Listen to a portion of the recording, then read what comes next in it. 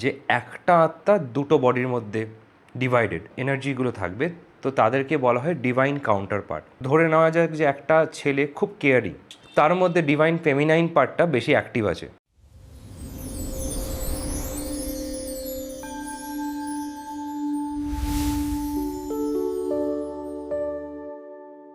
Hello, আমার নাম কনকদীপ। আমি একজন সিনেমাটোগ্রাফার কাম এডিটার। তো আমি রিসেন্টলি একটা চ্যানেল শুরু করেছি রিগার্ডিং স্পিরিচুয়ালিটির ওপর। সো সেখানে আমি ছোটো ছোটো করে বিভিন্ন রকমের টপিকের ওপর কথা বলছি।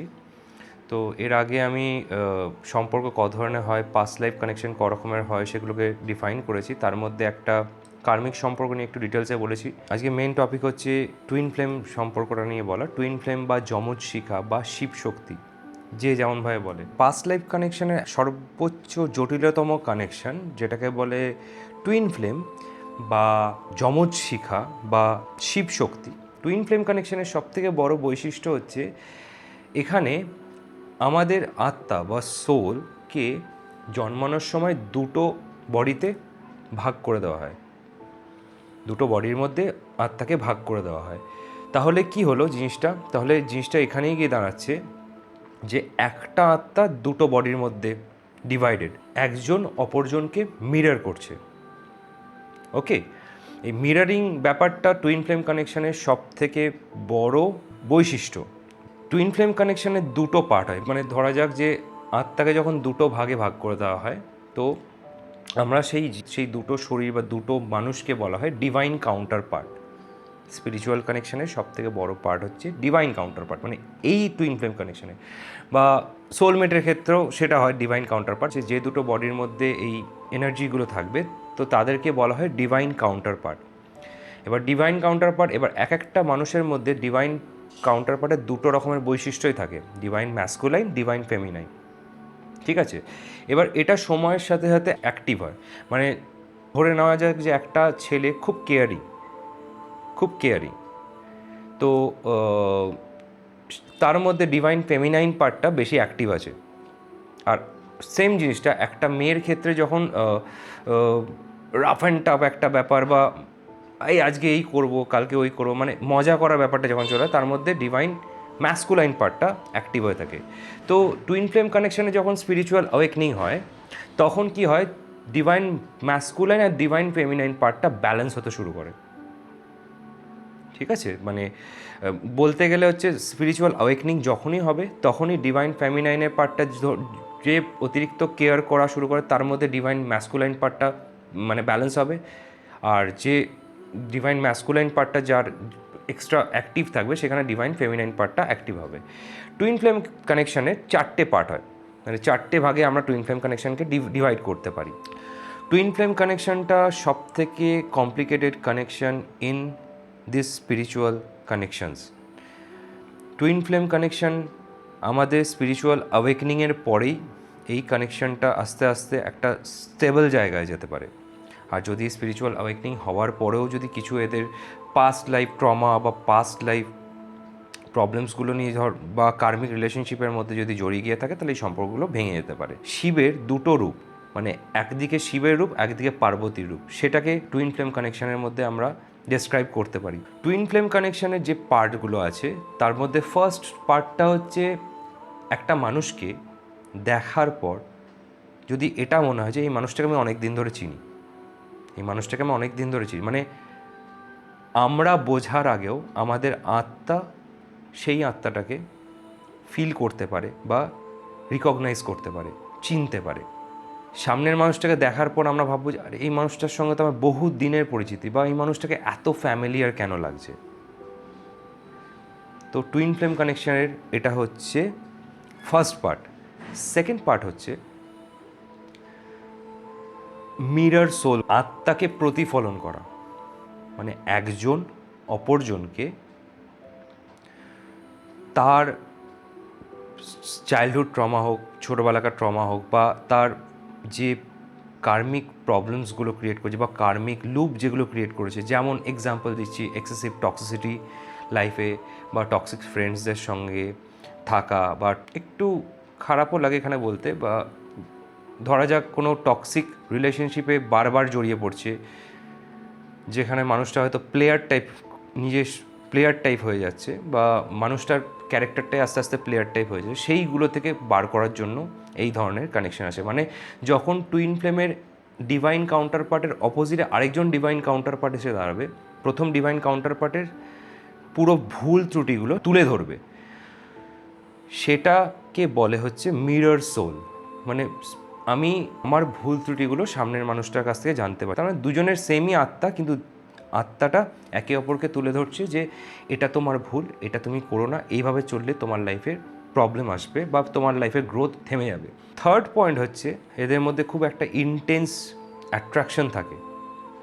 মানে এমনও হয় যে একে অপরকে ছাড়াও থাকতে পারবো না, বা একে অপরের সঙ্গে থাকলে নিজেদের ভুলগুলো আমরা দেখতে পাবো।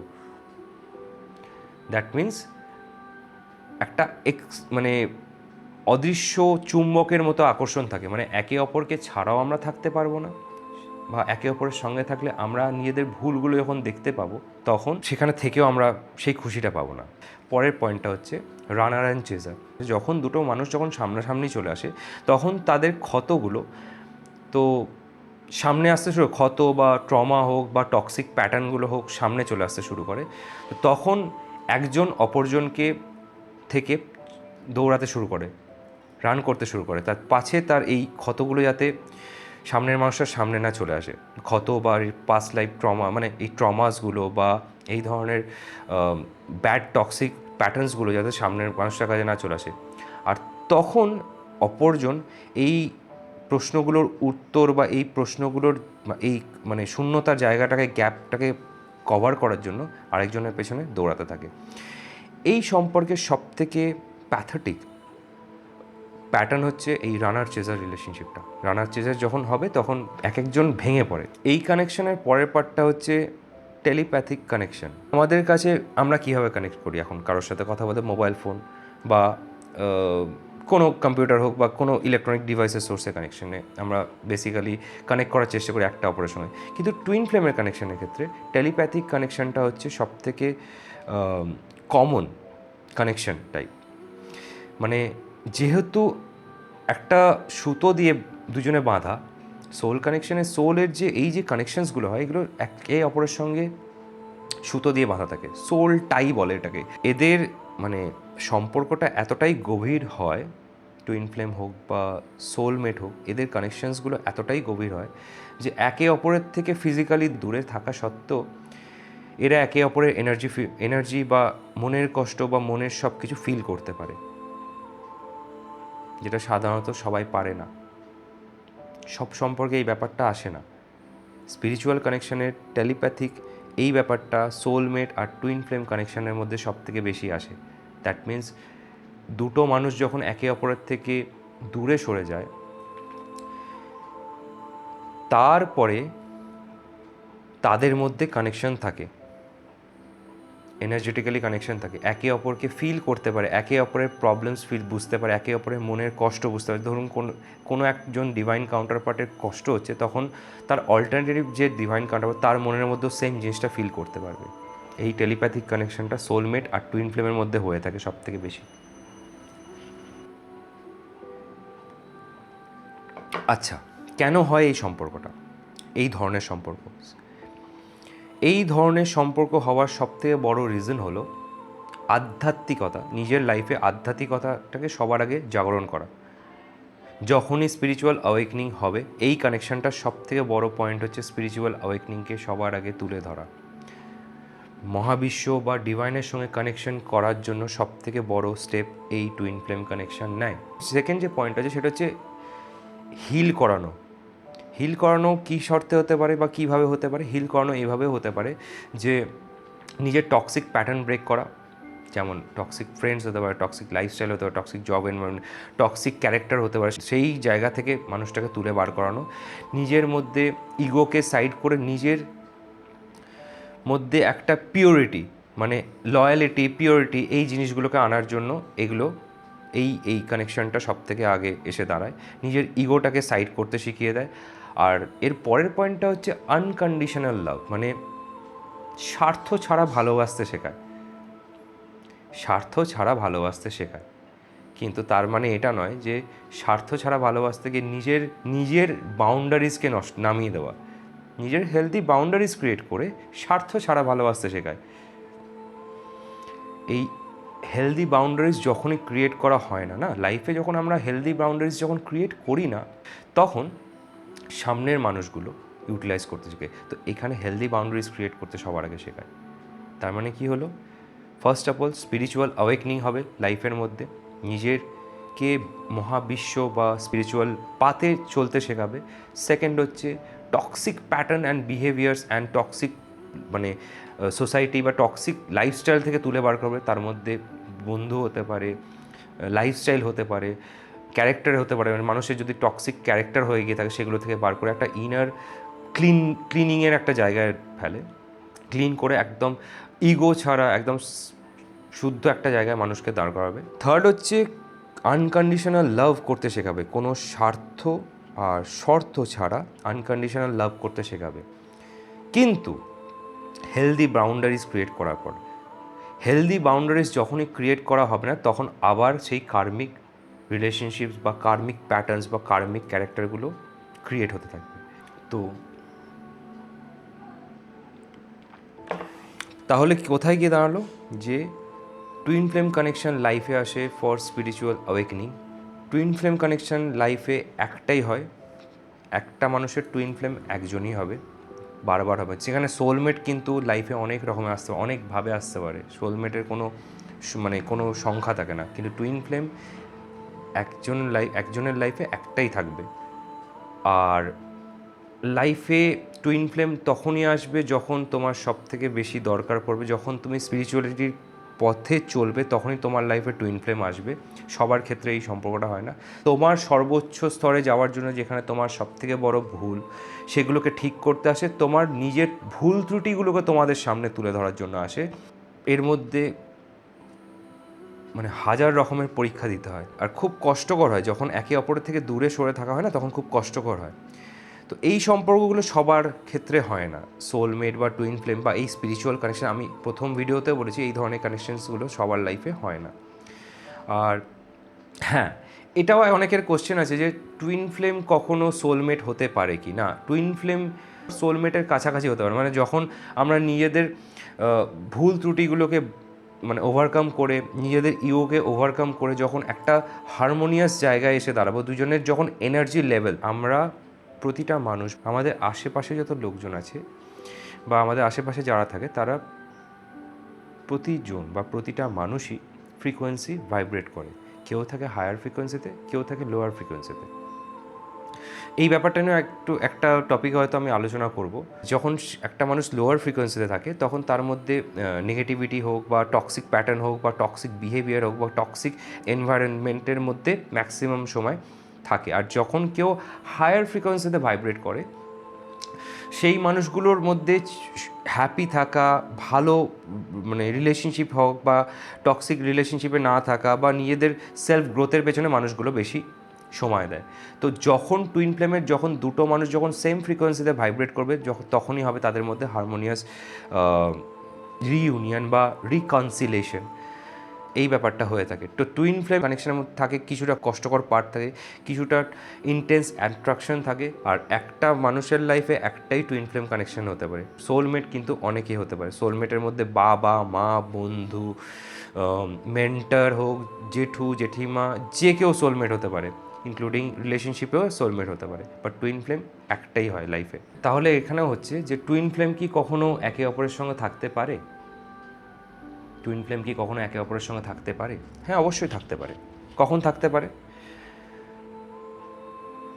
যখন স্পিরিচুয়ালিটি লাইফে আসবে বা স্পিরিচুয়াল অ্যাওয়েকনিং হবে, যখন একটা মানুষ নিজের ইগোকে ছেড়ে, রানার চেজারের তো মেন খেলা হচ্ছে ইগো, রানার চেজারের মধ্যে মেন খেলা, ও আমার ভুলটা ধরে ফেলেছে, আমি ওর থেকে পালিয়ে যাবো বা আমার ভুলগুলো যাতে ও না সামনে পায়, দেখতে পায়। তো এই জায়গাটা যখন স্পিরিচুয়ালিটি বা স্পিরিচুয়াল অ্যাওয়েকনিংয়ের পর যখন এই জায়গাটা নর্মাল একটা জায়গায় চলে আসবে, তখন একটা হারমোনিয়াস ইউনিয়ন হতে পারে। এর সাথে কি হওয়া উচিত? নিজের ভুল ত্রুটিগুলো যখন আমরা ভুলে গিয়ে, মানে যখন আমরা নিজেদের সেলফ হিলিংয়ের ওপর কাজ করব, সেলফ হিল করে নিজেদের যখন সেলফ হিলিংয়ের ওপর সময় দিয়ে নিজেদেরকে যখন হিল করব পুরনো ক্ষত জায়গা থেকে, পুরনো ক্ষত বা পুরনো যত রকমের ভুল টক্সিক প্যাটার্ন থেকে নিজেদেরকে যখন হিল করব, তখন হারমোনিয়াস রিইউনিয়ন হতে পারে। আরেকটা কি, নিজেদের যখন সেলফ মিরারিং, মানে আমার ভুলটা, সামনের মানুষের ভুলটা যখন একটা সময় পর শিক্ষা হয়ে গিয়ে থাকবে, তখন হারমোনিয়াস রিইউনিয়ন হতে পারে। সোলমেটের মতো ট্রান্সফার করতে পারে, সোলমেটের মতো কানেকশনটা চেঞ্জ হতে পারে। বাট টুইন ফ্লেম হয়, সোলমেট হয়। তাছাড়াও একটা হচ্ছে এদের মধ্যে একটা এজ গ্যাপ হতে পারে। টুইন ফ্লেম কানেকশনের মধ্যে মোটামুটি 10 থেকে 20 বছরের কাছাকাছি একটা এজ গ্যাপ হতে পারে, টুইন ফ্লেম বা সোলমেট। টুইন ফ্লেমের কানেকশনের মধ্যে যারা একে অপরের সঙ্গে আসবে, সে প্রেমিক প্রেমিকা হোক, রিলেশনশিপে যদি থাকে তাহলেও হবে, আর যদি তার বাইরেও যদি কেউ থাকে, তাদের মধ্যে 10 থেকে 20 বছর একটা মিনিমাম এজ গ্যাপ হতে পারে, তার বেশিই কম নয়, কিন্তু মিনিমাম 10 বছর তো ধরে চলতে হবে, তাদের মধ্যে এজ গ্যাপ আছে। একটা সোসাইটি একটা নিয়ম মেনে নিয়েছে 5 থেকে 6 বছরের ডিফারেন্স হবে একটা রিলেশনশিপে থাকতে গেলে, সেইগুলোকে ভাঙবার জন্য আসে। তো এদের মধ্যে মিনিমাম একটা এজ গ্যাপ 10 থেকে 20 ইয়ার্সের একটা এজ গ্যাপ হতে পারে।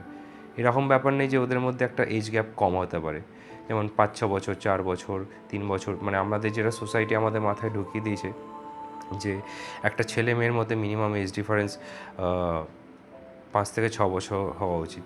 এটা একটা অল্টারনেটিভ অপশন আছে। অনেকের ক্ষেত্রে দেখা যায় যে মেয়েটা হয়তো বড়, ছেলেটার থেকে মেয়েটা বড়। টুইন ফ্লেমে এটাও হতে পারে, ছেলেটার থেকে মেয়ে বড় হতে পারে, বা মেয়েটা থেকে ছেলেটা বড় হতে পারে। সে এজের ডিফারেন্স 3 বছর, 4 বছর, 5 বছর, 10 বছর, 20 বছর, কোনো ব্যাপার না, বাট এজে বড় হবে। যে কোনো মানুষের মধ্যে দুটো এনার্জি পার্ট থাকে, একটা হচ্ছে divine feminine part, divine masculine part. এরকমও কথা শোনা গেছে যে ডিভাইন ফেমিনাইন যে হবে, কাউন্টার পার্টের ডিভাইন ফেমিনাইন পার্ট, সে আগে জন্মাবে। সে মেয়ের ক্ষেত্রেও হতে পারে, ছেলের ক্ষেত্রেও হতে পারে। তো আজকে আমি এই পর্যন্তই বললাম। তো পরের দিনকে আমি সোলমেট কানেকশন নিয়ে একটু ডিটেলসে বলবো। তো অ্যাজ ইউজুয়াল, যদি আমার চ্যানেলটাকে ভালো লেগে থাকে, আমার ভিডিওস যদি ভালো লেগে থাকে, তাহলে ডেফিনেটলি একটা লাইক করতে, শেয়ার করতে অবশ্যই ভুলবেন না। Soul connection Bangla.